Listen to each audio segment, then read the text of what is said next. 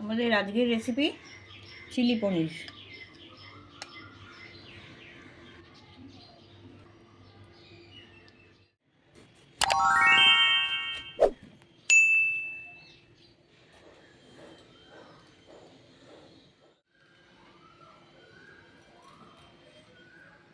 Chilli পনির করতে গেলে প্রথমে পনিরটাকে ছোট ছোট টুকরো করে কেটে নেব।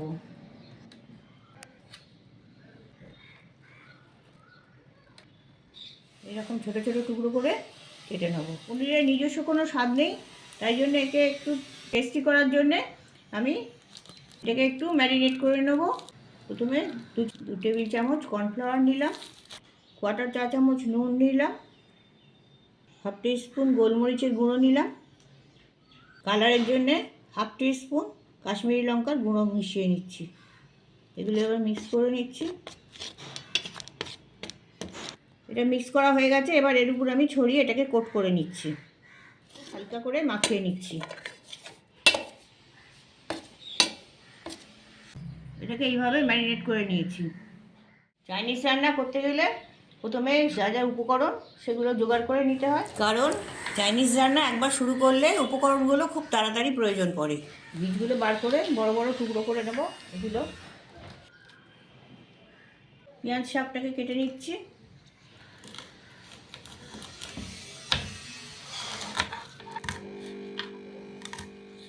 পেঁয়াজটাকে বড় বড় টুকরো করে কেটে নেব। প্রথমে আমি মাঝখান থেকে এটাকে হাফ করে নিচ্ছি। এবার মাঝখানের এই ছোট পিসটা বার করে নিচ্ছি।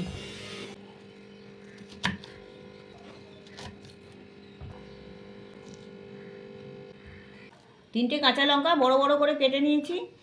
ঝালটা নিজেদের মতন করে নেবেন, যে যেমন ঝাল খান। সসের একটা মিশ্রণ তৈরি করে নিচ্ছি।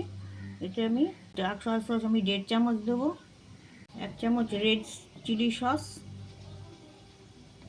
টমেটো কেচাপ দিচ্ছি 2 চামচ,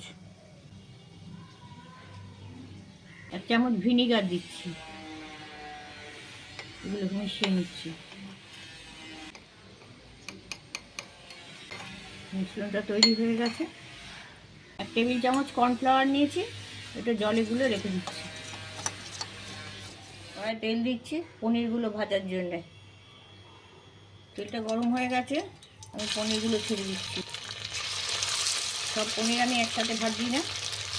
পনিরগুলো দিয়ে নাড়ানাড়ি করবেন না, তাহলে এটার গায়ে কোটিংটা উঠে যাবে। তো এক পিঠ হয়ে গেছে। এবার আমি আস্তে আস্তে এগুলো উল্টে দেবো। পুরো আলগা হাতে উল্টাতে হবে। পনিরগুলো ভাজা হয়ে গেছে, এবার তুলে নিচ্ছি। এগুলো বাকিগুলো দিয়ে দিচ্ছি।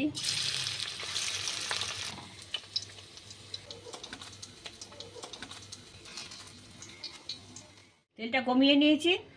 ওই তেলেই আমি 1 টিস্পুন আদা কুচি দিচ্ছি, 2 টিস্পুন রসুন কুচি দিচ্ছি। এগুলো একটু ভেজে নিচ্ছি। যে পেঁয়াজগুলো কেটে রেখেছিলাম, পেঁয়াজ শাকটা, পেঁয়াজের সাদা অংশ যেটা ছিল সেইটা দিয়ে দিচ্ছি। তারপর লঙ্কা টুকরোগুলো দিয়ে দিচ্ছি।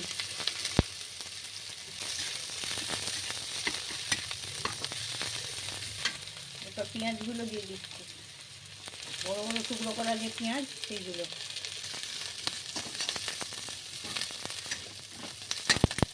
পেঁয়াজগুলো হালকা নরম হয়ে গেছে। এবার আমি এই ক্যাপসিকামের টুকরোগুলো দিয়ে দিচ্ছি।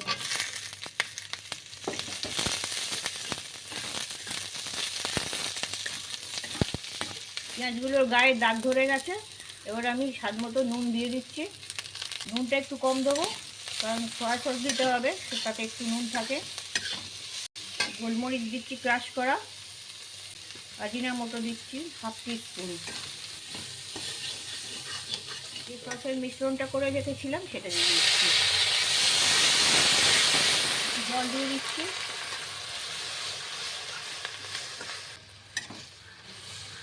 এগুলো একটু ফুটিয়ে নেবো সবজিগুলো নরম করার জন্যে।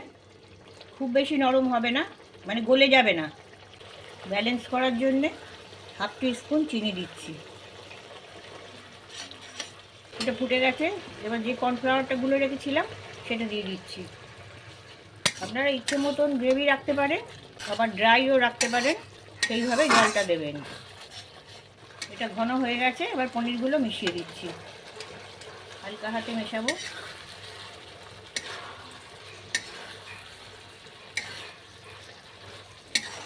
পেঁয়াজ শাকগুলোর উপর ছড়িয়ে দিচ্ছি।